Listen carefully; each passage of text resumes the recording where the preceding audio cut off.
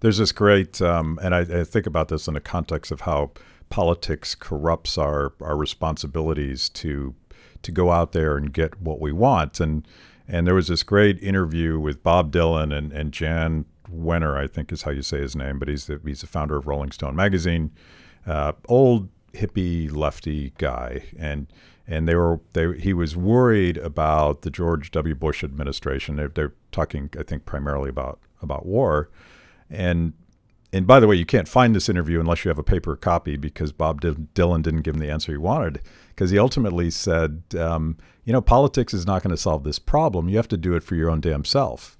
And that's stuck in my mind ever since then, because that is the essence of the human condition. Any politician, Alexandria Ocasio-Cortez, Elizabeth Warren, Donald Trump, they all promise that they're going to make your life better, but that's bullshit. Yeah. Like, you're going to make your life better. That's right. And maybe your wife and your family and your friends, they're going to help lift you up. But if you don't take the first step, don't expect anyone else to do it for you. There's a saying, I don't know who originally said it, but the saying goes, everyone's walking around with their umbilical cord hanging out, looking for someplace to plug it in. And I find that to be shockingly true from almost everybody. None of us really want responsibility. We want to lay that onto somebody else, and we want to believe, we want to have faith that if I turn things over to you, that everything's going to be all right. And the vast majority of people in this country are looking for someone like that. If you look at, I went back and just pointed out, when George Bush was elected and they said it was the end, he stole the election, this was the end of democracy and everything, we're still here. And then when Obama got into office, all your freedoms were going to go away, and now we're going to be living in a socialist state, and we're okay. And now you've got Trump in office. Now the left-wingers are screaming that this is going to be the end. And the fact is, none of those guys matter.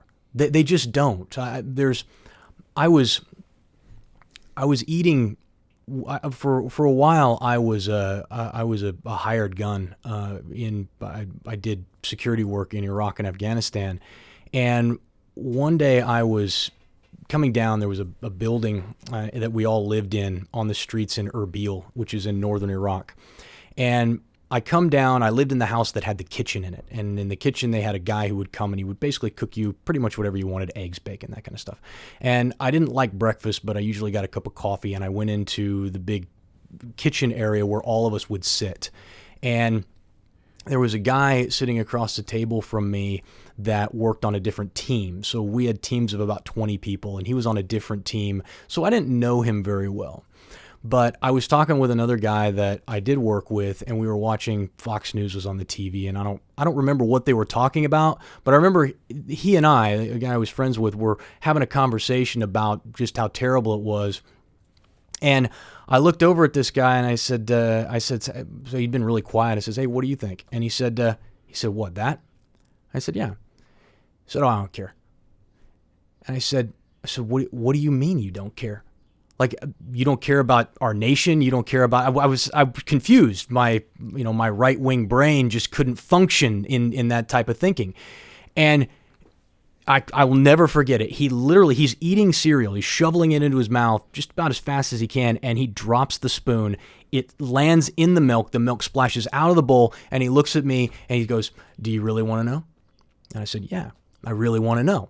And I don't know. People are weird who do that job. So you're half wondering whether the guy's going to come across the table at you because he's angry that you're pushing him during his breakfast time.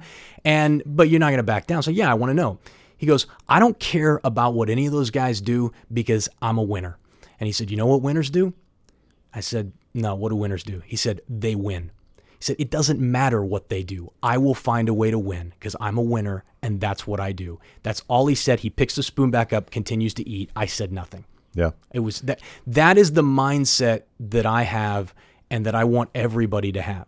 Is that none of these guys are going to fix your problems, and none of them can keep you from doing what you need to do.